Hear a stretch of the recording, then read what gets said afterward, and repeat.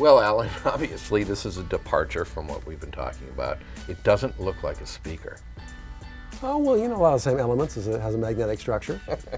This is our RM1-B ribbon microphone. Price point right at $2,600. Let's hear more about it.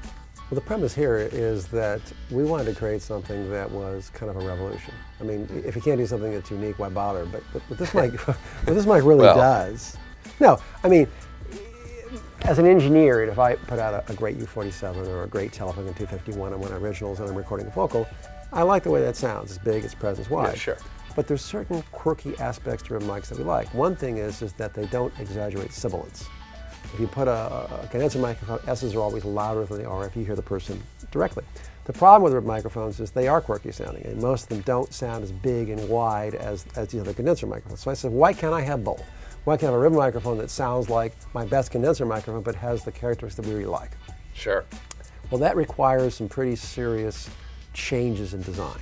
The most important thing is a gigantic magnetic structure that can give you a tremendous amount of magnetic flux in the gap.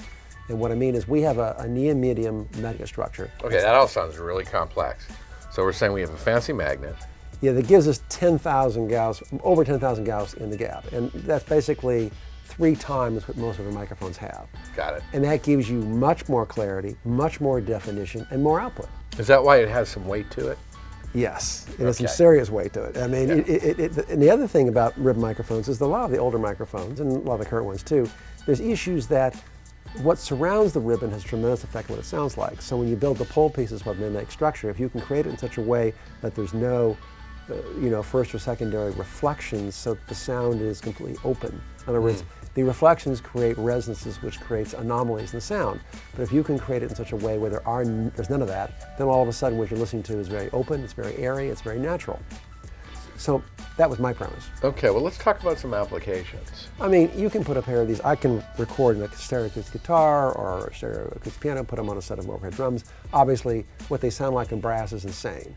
You know, it's like if you put an RCA or a 44 on a trumpet, it doesn't really sound like a trumpet. If you listen to what the player sounds like, it's kind of, sure. But it's not harsh. But this is all the air and the space that you want. It'll take unlimited level. It will not distort. And it's a fantastic, At home in the bedroom, can we put them on a guitar amp? Fantastic, amazing guitar. Like a lot of times, if I was recording a guitar amp, I would use say a 57 and an old RCA 44 right next to each other on the cabinet. The 57 gives me a certain presence and snap, and the 44 gives me sort of a big bottom warmth. Sure. Well, this has both.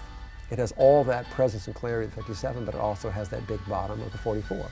So it does both. My friend Steve Vai has these at guitar amps. He was blown away with it. And it handles the SPL, it's durable, none of that issue. Yeah, the only thing to note is that it is a ribbon microphone. So if you have a staggering SPL Sure. where there's actually air pressure, you probably want to throw a windscreen in front of it to prevent the ribbon from getting too much air pressure. But it's not really a volume thing. It's only a question of making sure the air pressure doesn't damage the ribbon. Got it. Well, there you have it, the RM1-B.